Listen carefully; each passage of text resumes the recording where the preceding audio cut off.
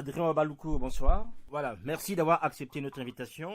Aujourd'hui, le président Denis Sassou Nguesso a lancé les concertations ou encore les consultations politiques à Brazzaville. Votre parti, la Convention des démocrates indépendants, s'est prononcé favorablement par rapport à sa consultation. Pourquoi exactement? Je suis quand même un ancien candidat à la dictature française. Donc je suis habitué à ce genre de cérémonial ou à ce genre d'exercice politique. On le voit ici, c'est tout à fait normal. Lorsque le président a quelques doutes sur une décision à prendre, il a l'habitude d'inviter les responsables des partis politiques jusqu'au Front National. Tout le monde a vu ça. Donc je pense que ça fait partie de la vie normale d'un pays. Donc il fallait répondre à cette invitation. Et je ne pense pas faire la politique avec une boule de cristal. Je ne sais pas ce que pense M. Sassou, mais j'en sais que toutes les questions qui trottent dans l'esprit des Congolais, c'est le fameux troisième mandat à M. Sassou, que moi, au passage, je dis non, parce que quand même 31 ans de pouvoir, c'est trop. Donc, je pensais aller à ce rendez-vous pour avoir une discussion saine et véritable, les yeux dans les yeux, avec le président de la République. Pour lui, signifier, en tout cas, peut-être que de son côté, il n'a pas le même retour du peuple, de lui dire voilà ce que nous entendons du peuple, parce que nous sommes être leader. Donc, si je suis leader, je n'ai pas besoin de faire des pétitions, ça veut dire que c'est mettre un peu le chariot dans le queue, c'est d'abord aller écouter le président de la République à ce moment-là, et on peut faire une pétition si on n'est pas d'accord. Donc, je ne peux pas avoir de jugement de valeur, je suis quelqu'un qui fait une position responsable. Alors, vous pensez donc que les responsables du FROCAD se trompent de ne pas aller à ce rendez-vous? Là, c'est dommage parce que je dis que la politique de la chaise vide n'est pas toujours payante. Je n'ai pas dit qu'elle n'est pas payante, n'est pas toujours payante, et je n'est pas toujours payante, et je parle français. Je pense que le monde entier ne nous fera pas de cadeaux. Maintenant que nous avons la communauté internationale qui nous accompagne dans la voie, pour retrouver la voie normale de la démocratie dans notre pays, moi je pense que ça serait mieux qu'on aille à ce rendez-vous-là et puis écouter les chefs d'État. Maintenant, si c'est pas le troisième mandat, la Constitution est claire, ce n'est pas possible. Donc, même la voie du Parlement, ce qu'on appelle le Congrès, n'est pas possible quand on regarde le taux de participation des élections passées, c'est-à-dire les élections locales, il y a quelque temps, ce n'est pas possible de valider un tel corps électoral. donc, ce qui est clair pour vous, Adrien Baloukou, le FROCAD, en fait, n'est pas vraiment dans l'ordre de l'histoire. Mais ils sont leaders politiques. Et qu'est-ce qu'ils ont à faire? À faire encore une pétition. Je pense que lorsqu'on est leader politique, on prend ses responsabilités. Moi, alors là, je n'avais pas initié une pétition. Je suis allé écouter le président de la République et venir rendre compte depuis le terrain. La presse, il faut éviter la presse internationale, toute la presse d'ailleurs du monde, qu'elle soit là pour régler cette affaire du Congo. Je vais lui dire devant le peuple qu'on sort de cet entretien, les journalistes, si la presse est indépendante, c'est de poser des questions, quel était l'objet de la discussion. En ce moment, on aura tout entendu à ce moment-là, et que si on n'a pas pu donner sa réponse devant le président de la République, ça me paraît normal qu'on dise au président de la République, écoutez, je reviendrai peut-être à une autre occasion, mais je n'ai pas encore consulté ma base. Mais lorsqu'on est président des partis, on a ce pouvoir exécutif, on peut s'engager, et puis qui doit te faire remonter les bretelles. C'est ce que j'appelle, dans le mondi, il y a ce qu'on appelle aussi, dans le langue bantou, le mfundu. Voilà, si on n'est pas d'accord, on repart au mfundu. Il y a aussi le passage en force, l'article 49.3. Donc, celui qui est exécutif, il doit prendre ses responsabilités. Alors, vous êtes aujourd'hui, Adrien Wabaloukou, l'un des responsables politiques, notamment ici dans la diaspora. Il faut aussi dire que votre parti n'est pas encore officiellement reconnu au Congo-Brazzaville, même si les démarches sont en cours. Vous êtes l'un des rares responsables politiques ici, issus de l'opposition, qui est favorable à ce dialogue, ou sinon encore, il faut le dire, à ces consultations de Brazzaville. Est-ce que vous ne vous sentez pas en minorité par rapport à d'autres qui sont déjà prononcés contre? Non, je ne suis pas en minorité. Je n'ai jamais pensé que la démocratie, c'était la loi du plus fort ou la loi du grand nombre. La majorité peut se tromper. Donc, il y a la notion de temps et d'espace qui peut nous départager. Mais ceux qui voulaient le dialogue, c'est quand même la demande du dialogue est venue de l'opposition, des États généraux. Après, on veut pas, mais il faut savoir ce qu'elle veut. Moi, je pense que, et pour éviter un pain de sang dans notre pays, je pense qu'il faut aller dans le cadre d'une démocratie apaisée. Il faut que ça soit clair du côté du président Denis Sassou Nguesso de remplir encore notre mandat. Ce soir, il y a eu lieu une réunion de l'opposition, une partie de l'opposition à Paris. Y avez-vous participé? Non, pour des raisons que je viens d'évoquer, moi je pense que dans la démocratie, il faut aussi apprendre aussi à accepter les disponibilités des autres, des uns des autres. Et puis, je n'aime pas la loi du plus fort. Je suis opposé radicalement à ça. Parce que ceux qui ne veulent pas le dialogue aujourd'hui, eh bien, je ne serais pas étonné que demain, il n'y ait pas de dialogue. Donc, on risque de chasser un régime autoritaire pour un autre. Donc, je pense que je suis pour le dialogue. Et Dieu seul sait que de la décision découle la lumière. Il faut que nous discutons parce que ce sont quand même les problèmes qui vont engager l'avenir de notre pays. Rien ne fait, l'avenir reste toujours à construire ou à détruire. Et tout dépend des hommes. Donc, sur le fait que nous ne sommes pas un parti officiel, tout le monde nous comprend lorsqu'on n'est pas du côté du pouvoir. En tout cas, les démarches administratives ne se font pas dans les bonnes conditions. J'ai des militants qui ont peur parce qu'ils vu la pression qu'il y a au Congo. Mais je pense pas, comme disait la reine Diana, il vaut mieux être un parti dans le cœur des Congolais que d'être un parti officiel mais qui ressemble à une coquille vide. C'est le cas du PCT aujourd'hui. Ils ont tous les moyens, mais je pense que nous avons plus de militants que le PCT, à la date où je parle. Donc le moment venu où vous serez à Brazzaville pour participer à la concertation issue en fait de ces consultations. Mais bien sûr, nous sommes des hommes politiques, nous devons prendre nos responsabilités. J'irai dire ce que j'ai toujours dit. Adrien Baloukou, merci et à bientôt. Merci de m'avoir accordé la parole.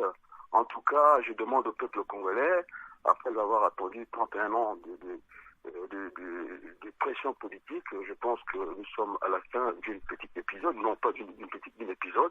Je pense que l'histoire va se refermer pour ouvrir une autre page d'histoire et je suis très fier d'avoir en tout cas trouvé le concept pour notre pays, c'est la Nouvelle République. Alors, c'est un concept, c'est une thématique qui est reprise pour tous les partis du Congo. Nous ne pouvons qu'être fiers. Donc, nos militants sont pas malheureux par rapport à ça. Donc, nous existons. Voilà. Vous avez eu l'occasion, Adrien Baloukou, de faire passer votre message aujourd'hui. Les auditeurs et surtout les internautes qui suivent Zana TV ont bien apprécié, je pense, tout ce que vous avez déclaré aujourd'hui. Je vais maintenant, Adrien Baloukou, vous demander de regarder la caméra qui est en face de vous. Et pas regarder le chef de l'État, j'espère. Non, là vous regardez la caméra et les Congolais vous regardent. Papa Sassou, merci, je pense que vous avez fait votre temps. C'est ce que j'allais lui dire, mais je sais pas quel. Non, mais vous pouvez le dire, mais maintenant, ce que je voulais juste, en fait, c'est un exercice que nous mettons ici en place pour notre émission. L'opposition n'a pas de projet, mais je pense que dans l'économie, il y a aussi l'anticipation. Donc, je me suis un peu lancé comme ça, mais j'attends votre question. Voilà, vous avez bien fait d'anticiper. Maintenant, donc, la caméra est en face de vous. Bien sûr. Si vous avez maintenant un message pour résumer plus ou moins tout ce qu'on a dit aujourd'hui, à délivrer aux Congolais qui vont maintenant vous regarder. Ce que je voulais dire aux Congolais, que notre pays a eu des guerres à répétition. C'est partant de ces guerres-là qu'aujourd'hui, les Congolais n'ont même pas l'eau, alors que le fleuve nous traverse entre les jambes. C'est-à-dire que le fleuve Congo est à un pied de Brazzaville, nous n'avons pas d'eau. Est-ce que nous allons continuer à casser notre pays? Je ne pense pas. Donc je pense qu'il faut que tout le monde ne se regarde pas en chef de faïence. Il faudrait que le président Sassou comprenne que 32 ans de pouvoir, c'est trop. Moi, je pense que le moment est venu qu'il passe la main à un autre Congolais. Nous sommes tous héritiers de ce pays. Donc, je ne cesserai pas de le dire, que le Congo nous appartient tous. Voilà, c'est sur cette appartenance commune au Congo que nous allons nous quitter. Adrien Baloukou, merci. En tout cas, merci à Zana TV. Et je demande au peuple congolais de ne pas perdre espoir. Je pense que la paix est essentielle au Congo. Je l'avais dit trivialement que la paix, c'est la moitié du Congo. N'écoutez pas surtout ces oiseaux de mauvaise augure, qu'ils soient du côté du PCT, ceux qui veulent brasser du vent, pour dire tout finalement, pour ne rien dire du tout. Notre pays a besoin de calme, a besoin de quiétude pour avancer ensemble. Donc je plaide de vivre ensemble. Donc n'allons pas dans l'agitation. C'est pas la peine d'affoler les gens. Les Congolais, ils ont besoin de tranquillité. Et je me rappelle ces émetteurs-là qu'ils avaient portés sur la tête. Donc, je pense que c'est à vous de réfléchir. Est-ce que vous voulez encore avoir des matelas sur la tête? Rester des journées de famille, ne pas manger. Je pense que humainement, ce n'est pas possible. C'est un pays au monde qui a une histoire très douloureuse. J'appelle aussi à la communauté internationale, vraiment, de penser au Congo, que cette fois-ci, qu'on n'entende pas l'écritement des armes, les Congolais, ils aspirent à la paix et au changement démocratique. Mais finalement, je vais juste mettre un peu, qui menace la paix au Congo? Eh bien, la paix, hein, ce n'est pas toujours par les armes. La paix, ça passe par l'économie, la stabilité économique. Donc aujourd'hui, il n'y a pas d'économie, donc il n'y a pas de paix. Et qui menace cette paix? Mais la paix est menacée par ceux qui dirigent le Congo. Ils n'aiment pas le Congo. Hein? Or, ils n'aiment pas le Congo, on est rentré, et le Congo est géré un peu comme le franc CFA. On est dans une position fixe, je pense qu'il faut évoluer. Voilà, il faut évoluer, nous aussi nous allons évoluer et nous allons vous quitter à l'instant. Merci à Noko Kumunga Koso pour les images, merci à toute l'équipe Lizana TV qui s'est mobilisée pour vous faire vivre ces moments. Merci aussi à vous qui nous soutenez de loin ou de près. Nous savons que vous êtes nombreux de plus en plus à nous suivre et surtout à trouver votre bonheur, si vous le permettez, dans les contenus que nous vous proposons. Merci. Mesdames, Messieurs, bonjour et bienvenue. Vous suivez Ziana TV, la chaîne de la diaspora. L'entretien du jour aujourd'hui, c'est la rentrée politique pour la CDI, la Convention des démocrates indépendants. Et mon invité, c'est bien sûr son président, M. Adrien Ouabaloukou. M. Ouabaloukou, bonjour. Bonjour. M. Ouabaloukou, je suis très heureux de vous recevoir pour faire votre rentrée politique. Aujourd'hui, la CDI, comment est-ce que vous envisagez cette rentrée politique? C'est rompre avec la méthode du silence que l'opposition va adopter. Alors que l'opposition grande, on doit l'entendre, doit faire des obstructions et des propositions pour animer un peu le débat politique. Donc, entre ne rien faire du tout et faire quelque chose, c'est une question fondamentale. Au niveau de la CDI, nous avons opté pour le deuxième choix, car nous ne sommes pas des stoïciens qui serions heureux dans le pire.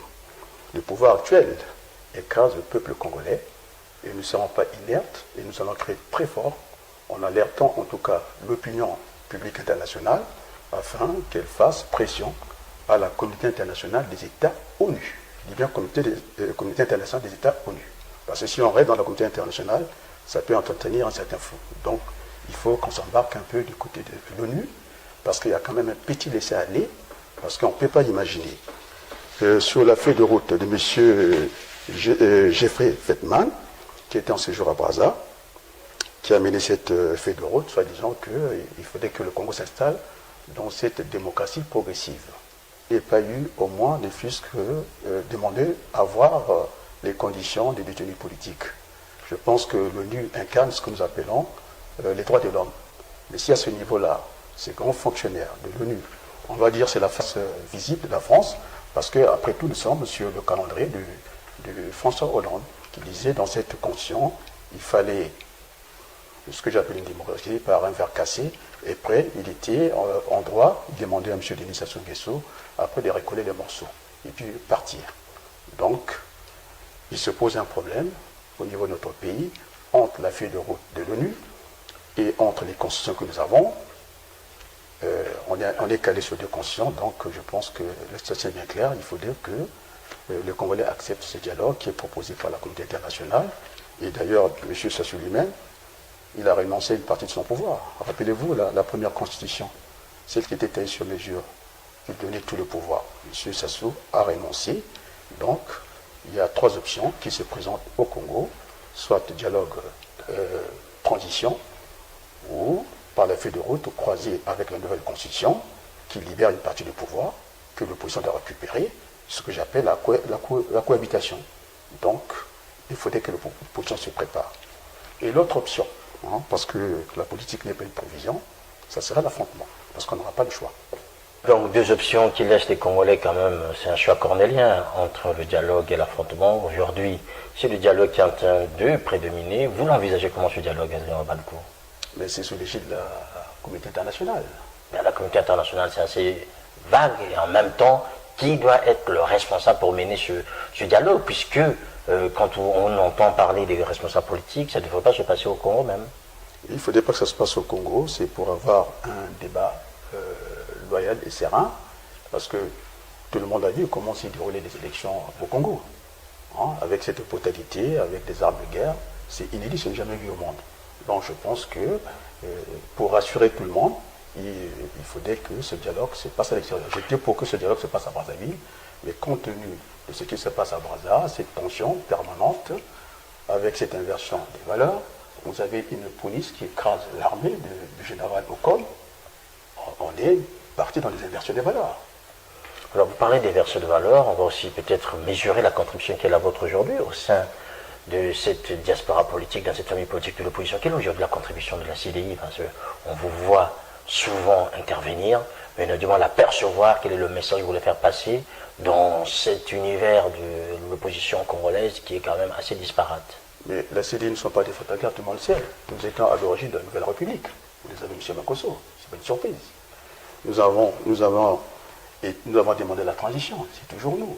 Maintenant, nous demandons ce qu'on appelle le vivre ensemble. C'est encore une idée de la CDI. Bien sûr que c'est une vieille idée qui existe dans d'autres cieux, mais que nous avons ramené au Congo. Et tout le temps dévoyé. Et ça, ce n'est pas normal. Donc, le dialogue suppose, sans préalable, comme j'avais dit dernièrement, qu'on se retrouve, nous sommes les enfants d'une seule mère, la République du Congo, et que pour faire avancer notre pays, notre maison a besoin de paix. La paix est essentielle au développement, et donc s'il n'y a pas de paix, il n'y a pas de développement possible. Alors, je poserai la question à vous, monsieur Siamakoso, puisque nous avons des détenus politiques, personne ne va en parler, moi je vais en parler aujourd'hui. Enfin, vous ne serez peut-être pas le premier à en parler, tout le monde en parle quasiment. Quand vous entendez les revendications lors des meetings de l'opposition congolaise, on revient sur cette question des leaders politiques aujourd'hui emprisonnés. On évoque souvent le cas emblématique de Jean-Marie Michel Mokoko. On n'en parle pas assez, de mon point de vue, parce qu'il faudrait qu'on en parle. Alors dites-nous, qu'est-ce que vous voulez en dire à Adrien Baloukou? Mais je me poser la question à M. Makosso, comment est-ce que M. Denis Sassou Nguesso est arrivé au pouvoir en 1997? Par la voie légale ou par un coup d'État? Vous le savez très bien. Ah, c'est très bien. Donc celui qui n'a jamais péché jette la pierre aux détenus politiques. Donc ça veut dire que vous avalisez donc le coup d'État de Mokoko. Si ça soit venu par les armes et que Mokoko était embastillé à cause des armes, donc à la limite, il était de ton droit de pouvoir mener ce coup d'État qu'on lui reproche aujourd'hui, qui est plus ou moins imaginaire, mais qui reste le fait principal pour lequel il est emprisonné aujourd'hui. Nous sommes dans l'apaisement de la situation politique de notre pays, c'est donner un coup là et donner un coup là pour redresser la situation. Donc aujourd'hui, si M. Sassou Nguesso en 1997 est venu par un coup d'État, donc on n'a pas vu le début d'exécution du coup d'État de M. Jean-Marie Mokoko, donc je pense que la Cour constitutionnelle avait validé sa candidature, on ne l'a même pas laissé un certain temps qu'il vive moins son poste électoral, ceci n'a pas été fait, donc je demande qu'on remette la balle au centre. Donc celui qui n'a jamais jeté et qui n'a jamais péché, qui jette la pierre. Donc je demande à M. Denis Sassou Nguesso, que certains appellent président de fait, que nous à la CDI, nous disons c'est un président non élu. Parce que nous ne pouvons pas en tant que démocrate. Je pense que je me rappelle un peu de ces paroles de Denis Sassou Nguesso, quand la démocratie est mise à mal, les démocrates doivent se lever. Donc je me lève par rapport à ce que Denis Sassou Nguesso avait en tout cas annoncé au boulevard des armées. Donc nous ne pouvons pas accepter ce genre de forfaiture. Des forfaitures, en forfaiture, ça ne peut pas aller comme ça. Donc il faut qu'on remette les choses au centre, vers ce barycentre politique. M. Sassou Nguesso a la force militaire. On va dire que le centre se déplace vers lui, mais l'opposition a le peuple. Et le Congolais se retrouve. Nous avons 3 options en notre main, en notre portée. Dialogue, transition ou cohabitation, d'après la lettre, la feuille de route de l'ONU, qui colle avec la nouvelle constitution, que Sassou Nguesso lui-même, c'est un aveu de chef. Oui. Il n'a pas voulu voir tout le pouvoir, il l'a laissé. Et donc, il faut qu'on se regroupe pour aller récupérer ce pouvoir-là, et c'est d'ailleurs bien pour vivre ensemble. Alors, Adrien Baloukou, l'opposition a un problème. Je pense qu'aujourd'hui, on a du mal à l'entendre, vous l'avez dit tout à l'heure, elle est quasiment inaudible, et vous le savez aussi qu'aujourd'hui, cette opposition n'a pas de leader. Sassou a fait tout ce qu'il pouvait faire, et tout ce qu'il voulait faire. Il a changé la constitution, il a fait ce référendum, il a organisé des élections présidentielles, il a triché selon certains, il a gagné pour d'autres. Aujourd'hui, il préside le Congo. Est-ce que l'opposition ne devait pas déjà se donner un temps de réflexion pour dire qu'elle a quasiment échoué? Oui, il faudrait que l'opposition puisse renaître de ses cendres. Mais l'opposition n'a pas besoin d'un chef. On a vu le fonctionnement de l'Union européenne avant qu'il arrive à l'élection de leur président. Enfin, l'Union européenne ne devait pas comparer l'Union européenne mais c'est un standard. C'est un standard, c'est un modèle. On peut aussi emprunter ce modèle-là, d'efforcer d'éviter un peu cette guerre des chefs. Moi, j'en ai marre de ça. L'opposition n'a pas besoin de chef, elle a besoin d'une direction collégiale, de façon aussi que les petits partis puissent exercer aussi la direction de Mais l'existence d'un chef n'empêche pas l'existence des petits partis. Vous avez vu au Gabon, par exemple, avec un seul candidat, finalement, ça a donné plus de difficultés au président Ali Bongo que par rapport au Congo, on a vu une pléthore de candidats de l'opposition face à Denis Sassou Nguesso. Eh bien, c'est pour cette raison, il faut déjà partir par cette direction collégiale. Le moment venu, puisque c'est toujours la CEDE vous demandez au niveau des idées, c'est nous qui avons parlé le premier, de la convention de l'opposition. Jusqu'à présent, ça n'a pas eu lieu. Donc, et pourquoi vous ne l'organisez pas, vous? Eh bien, nous sommes un petit parti avec des moyens limités. Entendre les autres. Est-ce que vous n'arrivez pas à rassembler les autres? Non, c'est vous pas êtes sur la place parisienne, si vous n'avez pas les moyens, il y a d'autres qui ont les moyens. Pourquoi vous n'allez pas vers eux pour chercher ces moyens et organiser cette convention de l'opposition congolaise? Bon, en tout cas, nous sommes indépendants, nous ne courons pas vers les finances d'autres partis. Entre les faits se faire, se peut et ne rien faire, nous avons dit que nous voulons faire quelque chose. Donc, nous demanderons à l'opposition d'accepter, au moins pour un premier temps, cette direction collégiale et par la suite, partant d'une convention, et puis désigner si ainsi il doit avoir un chef. Quoi. Et moi, je pense que le problème n'est pas au niveau du chef, et que l'opposition doit proposer un projet au pays. Proposer un projet au pays à Adrien Balouko. Vous avez vu cet été la diaspora congolaise en France surtout organiser son premier congrès. On ne vous a pas vu participer aux travaux de ce congrès-là, c'est normal? Oui, j'étais en marge de ce congrès. Pourquoi? Oui, parce que les conditions n'étaient pas réunies. Il y a eu... bon, je ne sais pas le lieu pour dire un peu tout ça, mais enfin, j'ai participé, j'étais en marge du congrès, j'étais présent, mais je n'ai pas voulu prendre la parole. En tout cas, j'étais venu, en tout cas, notre message était lu pendant le congrès, que nous n'étions pas des maximalistes, qu'il fallait prendre une position mesurée. C'est-à-dire accepter ce dialogue-là sans préalable, parce que si on commence à dire que nous on veut ça et nous voulons ça, il ne peut pas y avoir dialogue. Le dialogue, c'est un débat contradictoire. Donc nous sommes sans a priori pour ce dialogue-là, pour un débat contradictoire. Parce que le peuple souffre, le peuple congolais a besoin de respirer la démocratie comme dans d'autres pays. Donc le seul moyen passe par le dialogue. Il faudrait que, aussi, du côté du pouvoir, c'est pas qu'on vient nous amuser ici, ça descend qui nous dit que le dialogue c'est tous les jours. La manière qu'il dialogue, un peu à Paris, c'est un peu dans la rue. Il aurait peut-être trouvé un cadre un peu plus formel d'étudier le débat, s'il va y avoir un débat. Donc, est-ce qu'aujourd'hui, oui. des congés d'étrangers, on les a jamais vus, depuis la question au pouvoir. Donc ça pose quand même, il y a quand même un petit dessin. Alors, Adrien Balouko, ça signifie que vous le lancez aujourd'hui, en fait, lors du séjour d'Elvis au comité de solution sur Paris, vous voulez organiser un débat avec lui, c'est ça? Mais si vous voulez l'inviter à un débat, c'est ça? Mais si le débat est formel, pourquoi pas? Nous sommes là pour discuter, vous pouvez lancer cet appel si cela n'a pas encore été fait. D'abord, d'après ce que j'ai déjà entendu par les médias, ce que venait de dire monsieur au comité Salisson, parce qu'il y a l'autre au comité, il y a l'autre au comité Salisson, il y a Salisson et Salisson, ça peut prêter à confusion. Venez dire à la place de Paris que voilà, un débutant en cavale peut quand même aller chercher ce monument tranquillement. J'aimerais qu'il nous apporte des preuves, des millionnaires, des salaires, c'est ça. La gouvernance par la preuve. Ce n'est pas de venir raconter un peu des histoires comme ça, je pense que ce n'est pas sérieux. Donc ce gouvernement, je pense que ne fait pas l'affaire aujourd'hui parce que nous avons compté les 100 jours du gouvernement, c'est la distraction. Si ce n'est pas sur le fleuve Congo, sans bouée de sauvetage, les ministres qui ne donnent pas l'exemple. C'est-à-dire en train de décrire une histoire d'amour. Qu'est-ce que ça a à voir? De qui voulez-vous parler exactement? Non, je pense que, comme tout à l'heure, vous n'avez pas voulu répondre. En tout cas, il se reconnaîtra. Enfin, c'est le ministre sur le fleuve Congo. Voilà, qu'il se reconnaisse en entendant. Vous allez nous dire aujourd'hui quelle sera l'actualité pour 2017 en fait de votre parti finalement. 2016 est passé, on n'a pas vu grand-chose. En 2017, qu'allez-vous faire? On est sur les trois options. Il y a une transition. Et vous-même, l'actualité de votre parti en direct, parce que ça c'est l'actualité politique générale. Je parle de l'actualité de la CDI. Le moment venu, d'abord, le premier problème, c'est d'abord le découpage. C'est-à-dire qu'il faut chercher cette égalité entre le territoire et les hommes.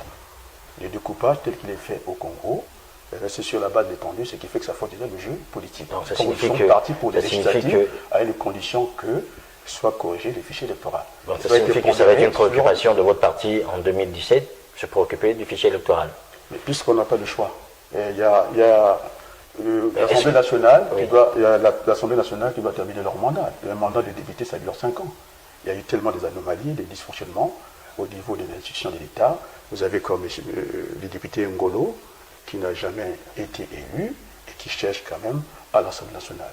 Vous avez des maires vatanguais, c'est-à-dire après 1997. Pour moi, le maire, c'est un élu de proximité. Ces gens-là n'ont jamais été élus, ce sont des vatanguais jusqu'à aujourd'hui. Vous voulez que c'est ça que vous appelez le vivre ensemble avec des gens qui n'ont aucune légitimité dans le pays? Vous voulez qu'on continue à fonctionner comme ça? Donc, je vous parlerai plutôt ici, il faudrait qu'on aille aussi vers la détribalisation de l'État. Ah oui, ça fait partie des chantiers de votre parti. Ah oui, c'est des chantiers énormes.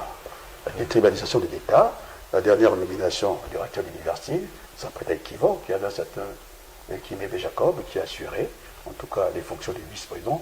Il manque quoi? Quel est ce saut qui manque de vice-recteur à recteur? Qu'est-ce qui manque? Et bien, on va chercher toujours dans la contrée du président de la République et pour continuer ce tribalisme d'État. Le dernier ambassadeur, on ne va pas continuer comme ça. Hein? Il faut qu'on aille, c'est un chantier que nous proposons qu'on Congolais, la détribalisation de l'État. Il faut qu'on y arrive. Et ça passera par le dialogue nécessairement.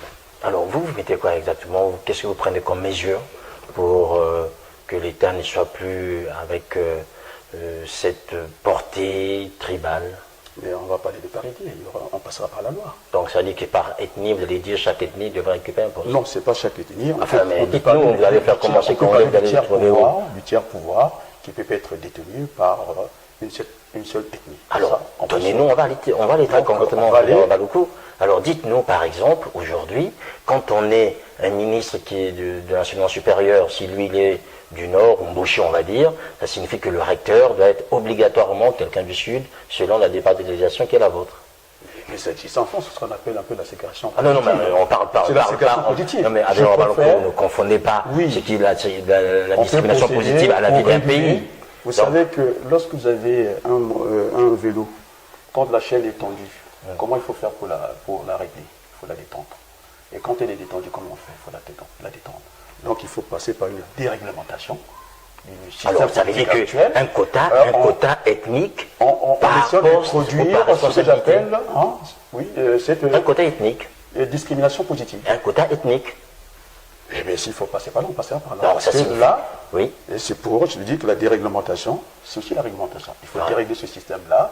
Ce système, aujourd'hui, officiellement, il n'y a pas aucune règle, puisque les nominations auxquelles nous participons n'obéissent pas à une loi officielle votée par l'Assemblée nationale. Aujourd'hui, ce sont des pratiques courantes. Or, vous amenez là une nouvelle réalité politique qui consisterait à voter une loi qui donnerait des quotas ethniques pour occuper des postes de responsabilité. Et pourquoi pas? C'est ce que j'ai appelé, et je continue, j'insiste, la discrimination positive. Vis-à-vis de qui? Mais vis-à-vis de qui? La discrimination positive dans ces pays, comme ici en Europe, c'est par rapport aux minorités, par exemple ethniques, que ce soit des Noirs, des Arabes ou encore des Asiatiques. Par rapport au Congo, la discrimination positive concernerait qui exactement? Vous avez les gens qui sont de la cuvette qui occupent tous les postes de l'État, que ce soit au niveau de l'armée, que ce soit au niveau des civils. Est-ce qu'ils sont majoritaires? Ils ne sont pas majoritaires, mais en tout cas, ils occupent tous les postes. Donc, il faudrait qu'il y ait une loi. J'aimerais, par exemple, lors du Conseil des ministres, d'exercer cette parité qu'on nomme au moins par paire. S'il y a 4 directeurs à nommer, 2 du Sud, 2 du Nord, je pense que ça peut alléger les situations. Mais le Congo, il n'y a pas que le Sud et le Nord. Si il y a un problème du Nord et du Sud. Mais vous avez aussi l'Ouest et l'autre, il y a au moins les 4 points cardinaux au Congo. Je vous renvoie à cette image un peu sur la terrasse de Dr Alima, cette petite discussion du vivre ensemble entre M. Fila, le ministre de l'enseignement technique, et M. Bouya qui lui montrait les vestiges d'Oyo, avec une implantation des écoles plus tard. Et à côté, M. Fila ne pose pas la question pourquoi on va bombarder dans le pool. Et c'est ça les vivre ensemble. Comment vous expliquez ça? Les opérations du terrorisme en la norme internationale. Moi j'ai vu ce qui s'est passé il n'y a pas très longtemps en région parisienne. On boucle la ville, on fait des périmètres de façon de ne pas bombarder toute la population. Le Congo, c'est pas ce qui s'est passé. Donc, pendant que M. Fila est en train d'observer les vestiges d'Oyo, chez lui, on bombarde chez lui. Est-ce que c'est normal? Et chez lui, c'est où? Il est originaire du pôle, il ne faut pas dire le contraire. Donc, il est dans le gouvernement de Sassou. Bien sûr. Donc, il faudrait qu'on mette à plat tout ce système-là. Vous allez bana, il y a maman encore. Il faudrait que qu'on arrive à accorder nos violons pour le bien du Congo. Voilà, j'espère que nous avons accordé nos violons avec vous, Adrien Baloukou. Ouais, je voulais aussi ajouter quelque chose au niveau de l'économie, parce qu'il y a le ministre Akola qui est revenu aux affaires. Et ça m'étonne beaucoup. Parce que le gouvernement existe depuis plus de 100 jours. Oui, alors, on a fait encore appel à lui. Vous avez eu le temps de pouvoir réagir à ce gouvernement. Est-ce que le bilan de M. Akola était possible pour qu'il revienne encore au gouvernement pour les mêmes charges? Je ne pense pas. Lorsqu'un monsieur fait le tour du monde pendant 5 ans, pour aller faire des implantations de zones économiques vides, je dis bien, c'est même pas la tour de Louvre. Je pense que Mitterrand n'aurait pas vu cette tour-là s'il avait confié, en tout cas cette gestion à M. Akola. Dans un terrain bâti, ça peut poser problème. Mais un terrain vide, M. Akola fait 5 ans de tour du monde, il peut nous ramener quoi? Des quincailleries. C'est-à-dire du caoutchouc et puis quoi. J'ai même vu, j'ai encore à l'esprit, les lignes que j'ai vues de M. Denis Sassou Nguesso. Inauguré le 1000K. C'est une ligne de production à quelle vitesse? Une vitesse du Moyen-Âge. Il y avait combien de bouteilles? À peine une palette incomplète avec à peu près 216 bouteilles. Il n'a pas eu le réflexe, M. Sassou, d'être le VRP du Congo, de prendre, lui, ou le jus de 1000K, de dire, tiens, maintenant, ça c'est rare, je vais me battre, parce que je voyage beaucoup, je suis VRP, maintenant je vais faire la promotion de la production de cette huile, ou de ce jus de fruits. Donc là, je pense que il faudrait qu'on revienne de mon sentiment. Il faut que le président, ça se comprenne, il faut qu'il écoute ses 2 oreilles. C'est vrai, c'est une difficulté pour lui. Le matin, il est président de la République, au coucher du soir, il est président du Parti communiste du travail. Donc cette ambivalence, il ne peut pas être au-dessus de la mêlée. Il faut qu'il sorte un peu de ça, qu'il pense au Congo. Ça, c'est le point Thierry Mongala. Donc tu nous parles du développement, avec ce genre de pont, je préfère encore que les Congolais aient un pont en lien et qu'ils passent. C'est devenu des petits Jésus qui marchent sur les eaux en évitant le pont. Donc voilà, le débat est ouvert. Il faut que l'opposition ait à faire des bilans, mais aussi la majorité. Parce que dans notre pays, on a pris des mauvaises habitudes, il y a pas des bilans, et bon gâté, toujours mieux. On arrive à la fin de cet entretien, Adrien Baloukou. Merci d'avoir répondu à notre invitation. Je remercie le peuple congolais qui va découvrir un peu ces images de rentrée politique. Donc c'était pour ne pas laisser des vides dans notre pays. Les Congolais doivent se parler. C'est un chemin, en tout cas obligé. On ne peut pas faire tout le monde. Moi, je ne suis pas un vote en guerre, je ne suis pas un homme, je ne suis pas un guerrier. Donc il faudrait qu'on apporte l'apaisement dans la vie politique de notre pays.